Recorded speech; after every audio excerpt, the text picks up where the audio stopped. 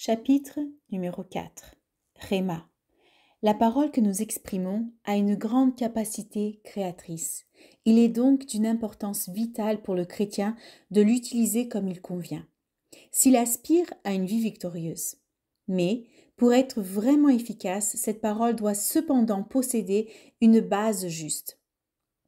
Le principe qui permet de découvrir cette base est l'une des parties fondamentales de la vérité de Dieu.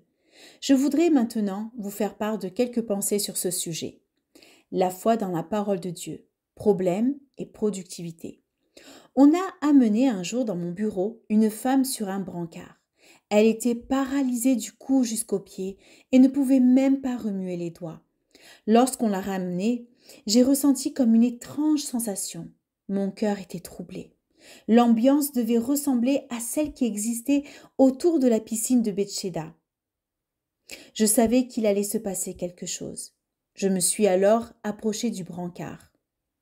Quand j'ai regardé cette femme dans les yeux, j'ai vu qu'elle avait la foi pour être guérie. Sa foi n'était pas morte, elle était bien vivante. J'ai posé la main sur son front et lui ai dit « Ma sœur, au nom de Jésus, soyez guérie. » Aussitôt, la puissance de Dieu est descendue sur elle et elle a été guérie. Elle s'est levée de son brancard toute excitée, à la fois saisie de crainte et émerveillée. Plus tard, elle est revenue me voir pour m'apporter des cadeaux. En entrant dans mon bureau, elle m'a alors demandé « Puis-je fermer la porte, s'il vous plaît ?» « Oui, lui ai-je répondu. « Allez-y. » Elle s'est ensuite agenouillée devant moi, encore émerveillée d'avoir été guérie, et m'a dit « Je vous en prie maintenant, révélez-vous à moi. Dites-moi si vous êtes le second Jésus incarné. » J'ai ri. « Chère sœur, lui ai-je répondu, vous savez très bien que je prends 3 repas par jour, que je vais aux toilettes et que je dors toutes les nuits. Je suis un être humain, tout comme vous.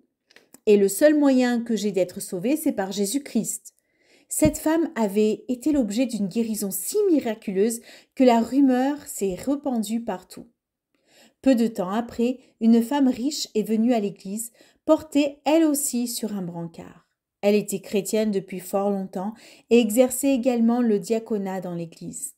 Elle avait appris par cœur de nombreux versets concernant la guérison. « Je suis l'Éternel qui te guérit » Exode chapitre 15 verset 26. « C'est par ses meurtrissures que nous sommes guéris » Ésaïe 53 verset 5. « Il a pris nos infirmités et il s'est chargé de nos maladies » Matthieu 8 17. « Voici les signes qui accompagneront ceux qui auront cru. En mon nom, ils imposeront les mains aux malades et ceux-ci seront guéris. » Marc chapitre 16 du verset 17 au 18. J'ai donc prié avec elle de toutes mes forces, mais rien n'est arrivé. Je me suis mis alors à parler plus fort, priant pour sa guérison. J'ai cité la parole de Dieu. J'ai sauté, mais rien ne s'est produit. Je lui ai demandé de se lever par la foi. À plusieurs reprises, elle s'est levée, mais dès que je lui ai lâché la main, elle retombait sur son brancard comme du bois mort. Je lui ai dit ensuite « Ayez plus de foi et levez-vous !» Elle s'est levée encore une fois, mais pour retomber de nouveau. Elle prétendait avoir toute la foi du monde, mais sa foi ne produisait jamais rien. J'ai commencé à me sentir déprimée. À la fin, elle s'est mise à pleurer, elle m'a dit « Pasteur, vous avez des préjugés. Si vous avez guéri cette autre femme, c'est parce que vous l'aimiez plus que moi, mais vous ne m'aimez pas vraiment. C'est pour cela que je suis toujours malade. Vous avez des préjugés. » « Sœur, lui ai-je répondu, j'ai fait tout ce que j'ai pu. Vous l'avez vu vous-même. J'ai prié, j'ai pleuré, j'ai sauté, j'ai crié. J'ai fait tout ce qu'un pasteur pentecôtiste peut faire, mais rien ne s'est produit. Et je n'arrive pas à comprendre pourquoi. Dans mon église, ce problème ennuyant, la guérison d'une personne tandis que l'autre ne l'est pas, ne se limite pas à ce seul exemple. Des évangélistes connus dans le monde entier sont venus dans mon église pour y prêcher avec enthousiasme en disant « Chacun de vous va être guéri, chacun de vous ». Ils ont déversé des paroles de foi et de nombreuses personnes ont été guéries. Ensuite, ils sont repartis, couverts de gloire, et moi, je suis restée pour m'occuper de ceux qui n'avaient pas été guéris. Ces personnes sont venues vers moi, découragées et démoralisées, et m'ont dit « Nous ne sommes toujours pas guéris. Dieu nous a laissé tomber, il nous a oubliés. Pourquoi devrions-nous continuer à lutter, venir à Jésus-Christ et croire ?» J'ai alors commencé à prier avec ferveur, pleurant et disais: Pourquoi, Père? Pourquoi faut-il qu'il en soit ainsi? Oh Dieu, donne-moi la réponse, je t'en prie. Réponds-moi clairement. Il l'a fait. J'aimerais vous faire part de sa réponse, ainsi que de ce qu'il m'a permis de comprendre. Les gens pensent qu'ils peuvent croire la parole de Dieu. Cela est vrai, mais ils oublient trop souvent de faire la différence entre la parole de Dieu qui donne une connaissance générale de Dieu et la parole que Dieu utilise pour inculquer la foi au cœur de l'homme, en certaines circonstances particulières. C'est cette dernière forme de foi qui produit le miracle. En grec, le mot parole peut être traduit par deux vocables différents, logos et rhéma. Le monde a été créé par la parole, logos, de Dieu. Logos, c'est la parole de Dieu prise dans son ensemble. Elle commence dans la Genèse et s'achève en Apocalypse. Tous les livres de la Bible parlent directement ou indirectement de la parole, c'est-à-dire de Jésus-Christ. En lisant le Logos, de la Genèse à l'Apocalypse, vous apprendrez tout ce que vous devez au sujet de Dieu et de ses promesses. Mais le seul fait de lire ne vous inculque pas la foi. Vous ne faites qu'acquérir une connaissance et une certaine compréhension de Dieu, mais vous ne recevez pas la foi. Romains chapitre 10, verset 17 nous montre que ce qui édifie la foi dépasse de loin le seul fait de lire la parole de Dieu. Ainsi, la foi vient de ce qu'on entend et ce qu'on entend vient de la parole du Christ. Dans ce texte, le mot parole n'est pas le terme grec logos, mais rhéma. La foi vient quand on entend le rhéma. Dans son lexique grec, le docteur Ironcide a défini le terme logos comme signifiant la parole dite par Dieu et rhéma comme la parole de Dieu qui parle. De nombreux érudits identifient cette action du rhéma avec le fait que le Saint-Esprit utilise des versets de l'Écriture et les fait vivre d'une façon particulière pour une personne. Je définis le rhéma comme suit. Il s'agit d'une parole qui s'adresse à un individu bien précis dans une situation particulière. Un jour en Corée, une femme du nom Young Hae-hyung a présidé une réunion de jeunesse extraordinaire sur le mont Sangak. Cette femme avait un merveilleux ministère. Lorsqu'elle se levait pour appeler les gens à s'avancer en réponse à l'appel, ceux qui s'approchaient tombaient à terre, terrassés par la puissance du Saint-Esprit. De nombreux jeunes accouraient à ces réunions. Aussi, le jour où elle a organisé un rassemblement à l'intention des jeunes sur le mont Sangak, des milliers sont venus y assister. Pendant toute la semaine de la campagne, il a plu à verse et toutes les rivières sont sorties de leur lit. Plusieurs jeunes voulaient se rendre en ville en passant sur l'autre rive du fleuve où les réunions se tenaient. Mais lorsqu'ils sont arrivés à bord, la rivière avait déjà débordé. De plus, il n'y avait ni pont ni bateau en vue. La plupart de ces jeunes étaient découragés par la situation. 3 jeunes filles ont réfléchi et se sont dit: pourquoi ne traverserions-nous pas le fleuve? Pierre a marché sur les eaux, et le Dieu de Pierre est notre Dieu, le Jésus de Pierre est notre Jésus, et la foi de Pierre est notre foi. Pierre a cru, par conséquent nous pouvons faire de même, nous allons traverser cette rivière.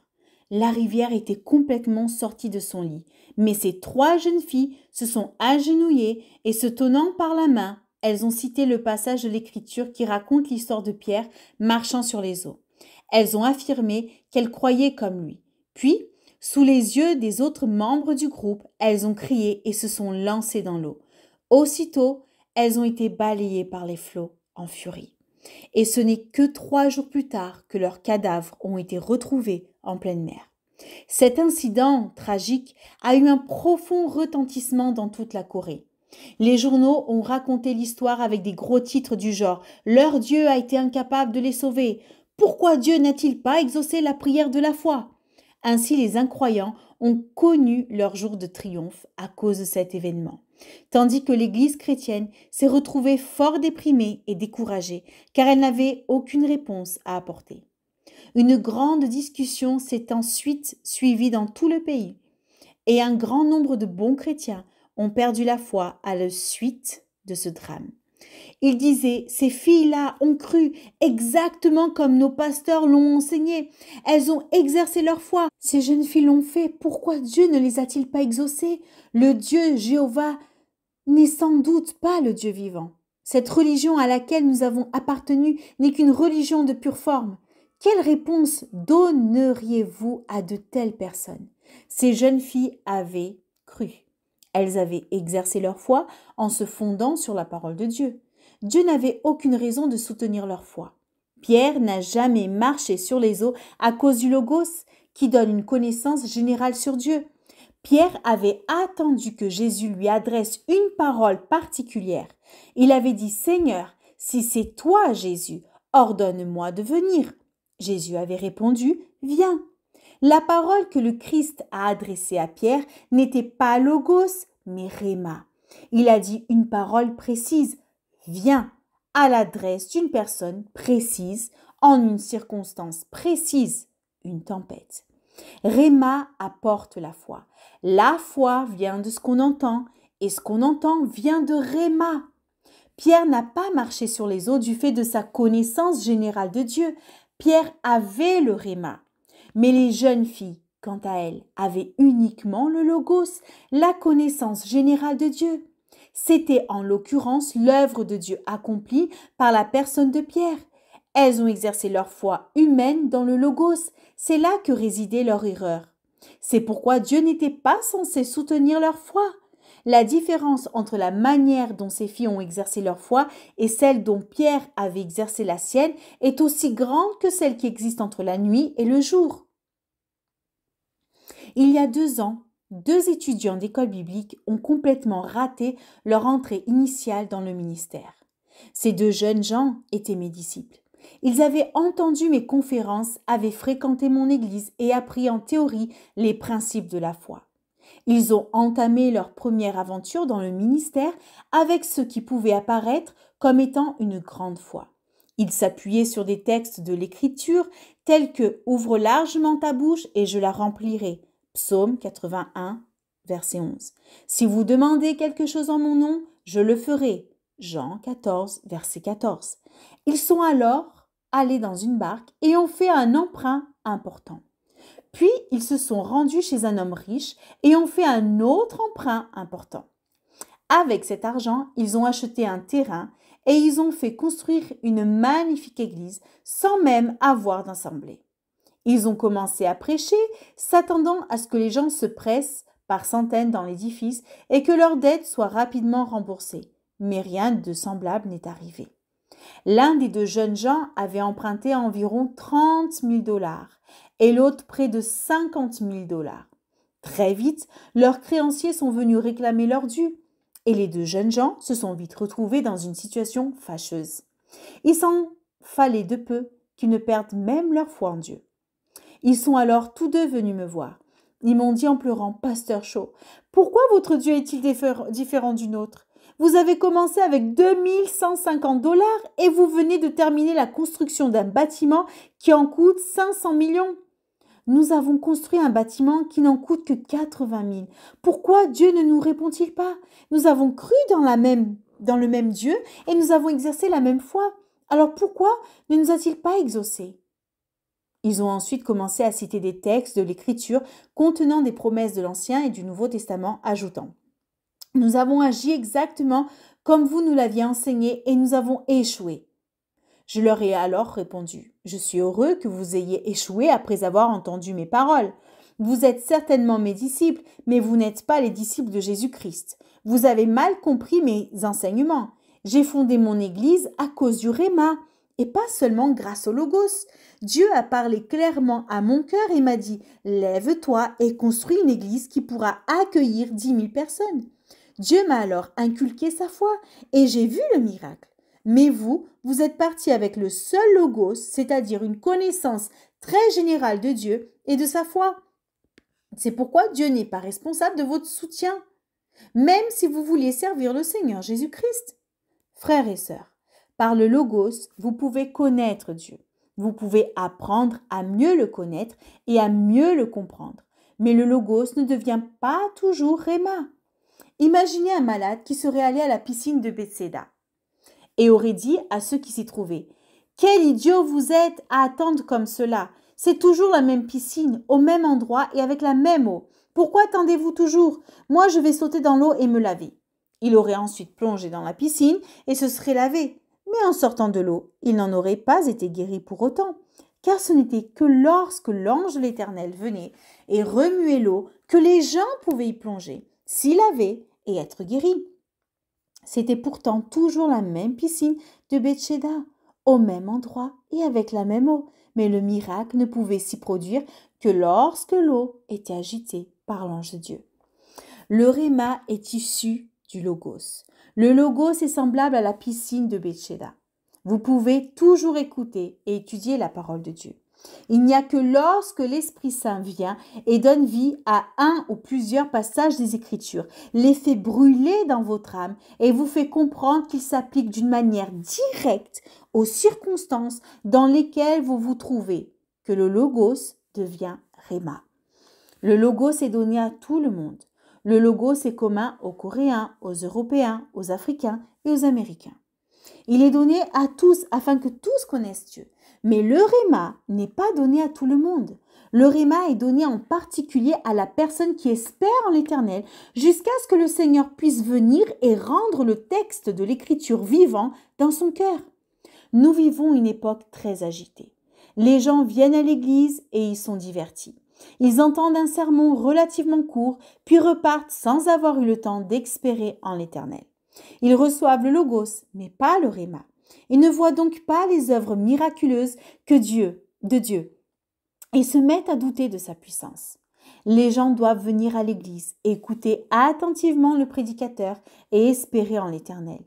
Souvent, ils ne viennent pas pour écouter le prédicateur dans un esprit de prière, espérant en l'Éternel pour recevoir le Réma. C'est pourquoi ils ne reçoivent pas la foi dont ils ont besoin pour résoudre leurs problèmes. Leur connaissance de la Bible croît et leurs problèmes sont toujours plus nombreux. Bien qu'ils viennent à l'église, rien ne se produit dans leur vie. Ils commencent à s'égarer et à perdre la foi. Il est un autre problème que l'on rencontre souvent dans les églises en cette époque de grande activité fiévreuse. C'est le fait que les pasteurs s'occupent d'un trop grand nombre de choses. Ils passent des heures à faire des concierges, à gérer les finances, à mettre en route la construction d'une église, à signer des contrats et se dispersent ainsi dans de nombreuses directions différentes. Le samedi, ils sont si fatigués qu'ils tâtonnent à droite et à gauche à la recherche de quelques logos sur lesquels ils pourraient bien prêcher. Ils sont si las qu'ils n'ont pas le temps d'espérer en l'Éternel, ni le temps de transformer l'herbe verte en lait. Leurs assemblées sont constamment nourries de cette herbe verte et ne reçoivent jamais le lait de la parole. Quelle grave erreur! Les laïcs ne sont pas les ennemis du pasteur, mais ses amis. À l'instar des apôtres, le pasteur devrait se concentrer sur la prière et le ministère de la parole de Dieu et déléguer tout autre travail à ses diacres, ses diaconesses et aux autres responsables laïcs. C'est la règle que j'applique dans mon Église. Je n'oserai jamais monter en chair sans avoir d'abord espéré en l'Éternel et reçu le réma que Dieu désire me donner pour le message. Si je ne reçois pas ce réma, je ne monte pas en chair. Ainsi donc, le samedi, je vais à la montagne de prière, je me glisse dans une petite pièce, je ferme la porte et j'attends tranquillement jusqu'à ce que le Saint-Esprit vienne et me donne le réma nécessaire. Quelquefois, j'y reste toute la nuit et je prie ainsi: Seigneur, demain les gens viendront à l'église avec toutes sortes de problèmes, maladies, déboires conjugaux, difficultés dans le travail, tous les problèmes possibles. Ils viennent non seulement pour recevoir une connaissance générale à ton sujet, mais aussi pour trouver la solution de leurs problèmes. Si nous ne leur offrons pas une foi vivante, un réma, ils devront alors s'en retourner chez eux sans avoir trouvé la solution. J'ai besoin d'un message particulier pour des personnes particulières et à un moment particulier. Ensuite, j'attends que Dieu me donne ce message. Le lendemain, je monte en chair comme un général. Je sais que le message que je vais prêcher sera délivré sous l'onction du Saint-Esprit. Après la prédication, les gens viennent me voir et me disent: « Pasteur, vous avez prêché ce dont j'avais besoin. J'ai maintenant la certitude que mon problème va être résolu. » Je les ai simplement aidés à recevoir le réma. Frères et sœurs, nous ne voulons pas fonder dans l'Église un club quelconque, même saint. Nous traitons des affaires de vie ou de mort. Si le pasteur n'offre pas à ses fidèles le réma, c'est qu'il ne dirige qu'un club social ou religieux. Dans le monde social, il existe des organisations du genre Rotary Club, dont les membres payent une sorte de dîme. Les églises que nous fondons devraient être des endroits où les gens reçoivent du Seigneur la solution à leurs problèmes ou un miracle, selon leurs besoins. Ils ne devraient pas seulement y acquérir une connaissance générale au sujet de Dieu, mais apprendre à le connaître d'une manière vitale et personnelle. C'est dans ce but que le pasteur doit absolument recevoir le réma. On doit à tout prix donner aux chrétiens le temps de prier le Seigneur, d'espérer en lui, afin que le Saint-Esprit ait l'occasion d'agir dans leur vie et de les inspirer par les Écritures. Le Saint-Esprit peut prendre les Écritures, la parole dite par Dieu, et l'appliquer à la vie d'une personne en faisant d'elle la parole de Dieu qui parle. Le logos devient alors le réma. Je peux maintenant vous dire pourquoi tant de personnes ne sont pas guéries. Toutes les promesses sont potentiellement et non littéralement à votre disposition. Ne choisissez jamais une promesse dans la parole de Dieu en disant « Voilà, cette promesse est à moi. Je vais la répéter sans arrêt. Elle est à moi, elle est à moi. » Non, elle est potentiellement vôtre, oui, mais vous ne pouvez pas la faire vôtre d'une manière pratique et réelle qu'en espérant en l'Éternel. Avant de pouvoir rendre un passage de l'Écriture vivant dans la vie d'une personne, le Seigneur doit accomplir bien des choses. Il veut purifier votre vie et que vous vous abandonniez complètement entre ses mains. Le Seigneur ne fait jamais de promesses faciles. Si le Seigneur agit dans votre vie, prenez le temps de rechercher sa face. Confessez-lui vos péchés et abandonnez-lui votre vie. Dès que ces conditions seront remplies, la puissance de Dieu viendra. À l'instar de la piscine de Bethshéda, votre cœur sera agité par un texte particulier de l'Écriture. Vous saurez alors que cette promesse est pour vous et vous aurez la foi pour recevoir le miracle nécessaire. Le but suprême de Dieu. La guérison du corps n'est pas le but suprême du Saint-Esprit. Vous devez savoir quelle est la priorité. Le but suprême de Dieu, c'est la guérison de nos âmes. Quand Dieu agit en vous, il commence toujours par la guérison de votre âme. Si cette dernière n'est pas en règle avec Dieu, aucune prière, aucun cri et aucun salut ne pourront apporter le réma de la guérison en vous. Vous devez d'abord vous mettre en règle avec Dieu. Confessez vos péchés. Placez-vous sous le sang de Jésus-Christ. Soyez sauvés et recevez la vie éternelle. Alors, le Saint-Esprit piquera votre cœur avec une promesse de guérison divine, vous inspirera et vous donnera le réma dont vous avez besoin. Mais pour que cela se produise, vous devez d'abord espérer en l'Éternel. La guérison divine est entièrement conforme à la volonté souveraine de Dieu. Parfois, une personne est guérie instantanément, tandis qu'une autre doit attendre plus longtemps. L'un de nos meilleurs diacres est tombé malade un jour. Ce diacre a tout donné au Seigneur. Il aime Dieu et travaille pour lui d'une manière merveilleuse. On lui a dit un jour qu'il avait dans son corps une tumeur et que le docteur voulait l'opérer. Mais dans mon église, tout le monde savait qu'il allait être guéri, parce que c'était un vrai saint qui possédait une grande foi. C'est ainsi que les chrétiens raisonnaient. J'ai prié pour sa guérison. Les 40 000 membres que notre assemblée comptait à l'époque ont prié et littéralement assiégé le trône de la grâce. Le diacre lui-même a revendiqué sa guérison. Mais rien ne s'est produit. Son état n'a cessé d'empirer. À la fin, il saignait tant qu'il a fallu le transporter à l'hôpital et l'opérer. De nombreux membres de l'Église ont commencé à se préoccuper et à se plaindre en ces termes. « Où donc est Dieu ? Pourquoi le traite-t-il de cette manière ?» Mais j'ai loué Dieu, car je savais qu'il avait une raison particulière pour permettre cet événement. Dès son arrivée à l'hôpital, le diacre s'est mis à prêcher l'Évangile à tous ceux avec qui il entrait en contact. Très vite, l'hôpital tout entier savait que Jésus était vivant et qu'il avait un représentant dans l'établissement. Les médecins, les infirmières et tous les malades se tournaient vers le Seigneur tous les jours. Alors les membres de l'Église ont commencé à se réjouir et à dire « Gloire à Dieu ! Il valait beaucoup mieux qu'il aille à l'hôpital que d'avoir été guéri miraculeusement dès le début. » Dieu nous a ainsi montré que sa priorité était la guérison éternelle des âmes et non la guérison présente du corps. Dès qu'il y a peine et souffrance, nous sommes prompts à réclamer la délivrance, mais nous ne devrions pas agir ainsi.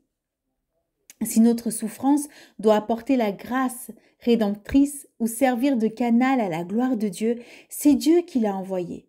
Cependant, si elle nous paralyse et contribue à nous détruire, elle est alors l'œuvre de Satan, et nous devons prier pour en être débarrassés. Je vais vous relater un cas où Dieu n'a pas délivré son peuple qui souffrait. C'était pendant la guerre de Corée. 500 pasteurs ont été capturés et aussitôt exécutés, tandis que 2000 églises étaient détruites. Les communistes se sont montrés particulièrement vicieux envers ces pasteurs. La famille de l'un de ces derniers a été capturée à Incheon, en Corée du Sud. Les leaders communistes leur ont fait subir ce qu'ils appelaient un procès populaire.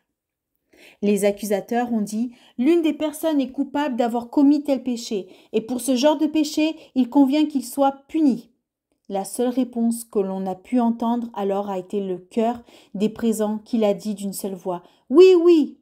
Ils ont creusé un grand trou et ils ont mis le pasteur, sa femme et plusieurs de ses enfants.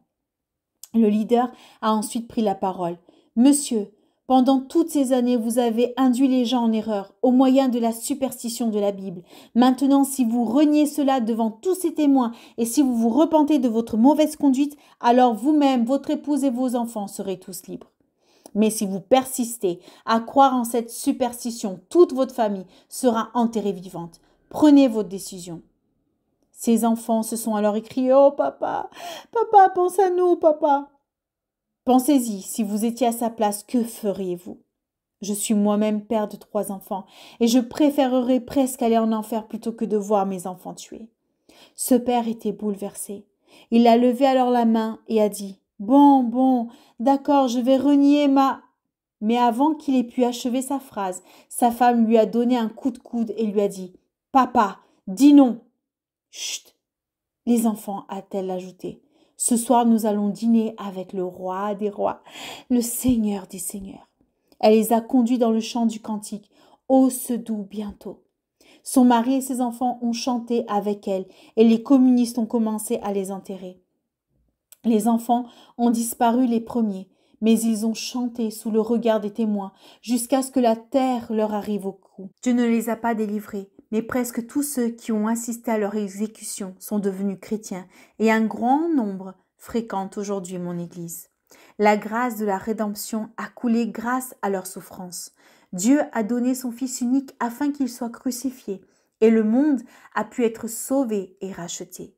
Voilà le but suprême de Dieu, la rédemption des âmes. Lorsque vous désirez recevoir la guérison divine ou une réponse d'en haut, ayez les yeux fixés sur le but suprême, la rédemption des âmes. Si vous comprenez que votre souffrance peut apporter une plus grande rédemption que votre guérison, ne priez pas pour vos délivrances. Demandez plutôt à Dieu de vous donner la force de persévérer. Pour discerner la souffrance que cause Satan et dont Dieu veut nous délivrer, de celle que Dieu veut utiliser pour faire abonder sa grâce rédemptrice, il est indispensable d'espérer en l'Éternel et de connaître la volonté de Dieu. Ne vous découragez pas et n'allez pas d'un évangéliste célèbre à un autre en leur demandant de prier pour vous. Par la prière, le jeûne et la foi, Dieu vous montrera sa volonté. Lorsque le Saint-Esprit donne vie au logos de l'Écriture dans votre cœur, celui-ci reçoit une foi miraculeuse. Vous savez alors que l'Écriture n'appartient plus à la parole dite par Dieu, mais devient instantanément la parole de Dieu pour vous. Vous devez alors vous appuyer sur cette parole. Allez de l'avant et la mettre en pratique, même si vous ne voyez encore rien arriver. Que vous ne puissiez rien toucher du doigt, ou que votre vie soit encore semblable à une fosse sombre, peu importe. Si vous avez reçu le Réma, n'ayez plus peur. Allez de l'avant et marchez sur l'eau. Vous allez assister au miracle, mais veillez cependant à ne pas marcher devant Dieu. De nombreuses personnes le font. Cela a été le cas de l'apôtre Paul, qui était très pressé d'annoncer l'évangile de Jésus-Christ. Le Seigneur nous a ordonné d'aller jusqu'aux extrémités de la terre pour y prêcher la bonne nouvelle. Ainsi donc, Paul est allé en s'appuyant sur le Logos. en direction de l'Asie mineure, mais l'Esprit de Jésus-Christ ne lui a pas permis d'y entrer. Alors Paul a dit « Je vais aller en Bithynie ». Cette fois-ci, l'Esprit du Seigneur qui lui a dit « Non ». Paul et ses compagnons sont ensuite descendus à Troas, une ville qu'ils ne connaissaient pas. Nous pouvons imaginer dans quel état d'esprit il se trouvait alors. Dans ses pensées régnait la confusion. Il devait se dire « Je ne faisais qu'obéir au commandement de Jésus ». Il a dit lui-même d'aller jusqu'aux extrémités de la terre et d'y prêcher l'Évangile. Pourquoi ai-je échoué? Mais tandis qu'il priait et espérait en l'Éternel, il a reçu le Réma. Un homme, macédonien, lui est apparu dans une vision et lui a dit « Viens en Macédoine, secours-nous ». Il a donc pris le bateau et mis le cap sur l'Europe. L'exemple de Paul nous montre encore une fois la différence qui existe entre le logos et le Réma. La réception du Réma. Certaines personnes m'ont dit « Frère Shaw, je suis capable de persévérer dans la prière en m'appuyant sur les différentes promesses des Écritures et je peux attendre que le Saint-Esprit leur donne vie et les applique à ma vie personnelle. Mais comment recevoir un Réma pour le choix d'un conjoint? Je peux lire tous les textes de l'Écriture, mais la Bible ne me dit pas si je dois épouser Élisabeth plutôt que Marie ou Jeanne. Comment recevoir un Réma à ce sujet?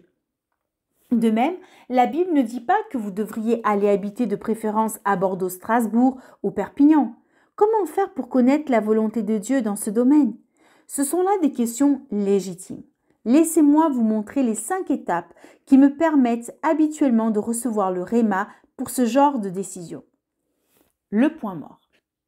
La première étape consiste à me mettre au point mort, ni en marche avant, ni en marche arrière, mais dans le calme le plus complet dans mon cœur. Puis, j'espère en l'Éternel en disant « Seigneur, me voici, je veux écouter ta voix. » Si tu dis « Oui, j'irai », si tu dis « Non, je n'irai pas », je ne désire pas prendre une décision égoïste. Je préfère m'en remettre à ta volonté. Quels que soient les résultats, je suis prêt à suivre ta direction. C'est dans une telle attitude que j'attends la réponse du Seigneur. Bien souvent, la meilleure solution est de jeûner et prier. En effet, si vous mangez trop, vous êtes vite fatigué et incapable de prier. Ensuite, quand vous êtes très calme, vous pouvez passer à la seconde étape. Le désir de Dieu. La seconde étape consiste à demander au Seigneur de me révéler sa volonté par l'intermédiaire de mon désir.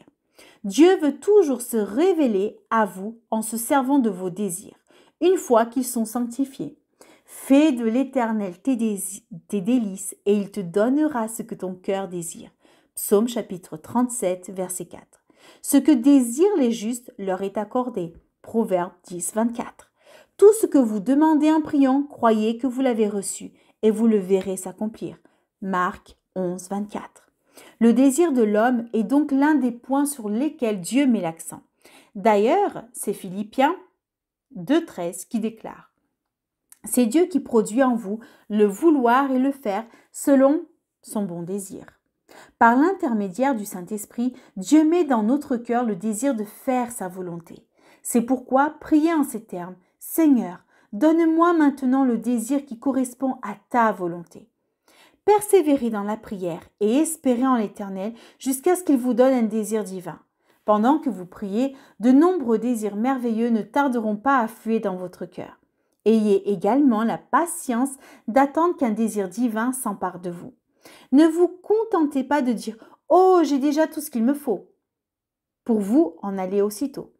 Attendez un peu plus longtemps la réponse du Seigneur. Les désirs peuvent venir de Satan, de votre propre esprit ou du Saint-Esprit. Le meilleur test, c'est toujours le temps. Si vous faites preuve de patience, vos désirs personnels et ceux qui viennent de Satan perdront peu à peu leur force. Mais celui qui vient du Saint-Esprit deviendra de plus en plus puissant. C'est pourquoi attendez jusqu'à ce que vous receviez le désir divin. L'examen des Écritures. Dès que mon désir prend une forme précise, je passe à la 3e étape. Je compare ce désir à l'enseignement de la Bible. Un jour, une femme est venue me voir. Toute excitée, elle m'a dit « Oh, pasteur Shaw, je vais soutenir votre ministère en vous donnant une grosse somme d'argent. » « Gloire à Dieu !» me suis-je exclamé. « Asseyez-vous, je vous en prie, et racontez-moi cela. » Alors elle m'a expliqué, j'ai un désir formidable d'entrer dans les affaires. Une grosse affaire se prépare et si j'accepte d'y participer, je crois pouvoir gagner beaucoup d'argent. Quel genre d'affaire est-ce? Lui ai-je demandé. Elle m'a dit, j'ai un désir brûlant d'obtenir un monopole sur la vente des cigarettes. Le tabac, voyez ce que je veux vous dire? Vous feriez mieux d'oublier tout cela, lui ai-je rétorqué.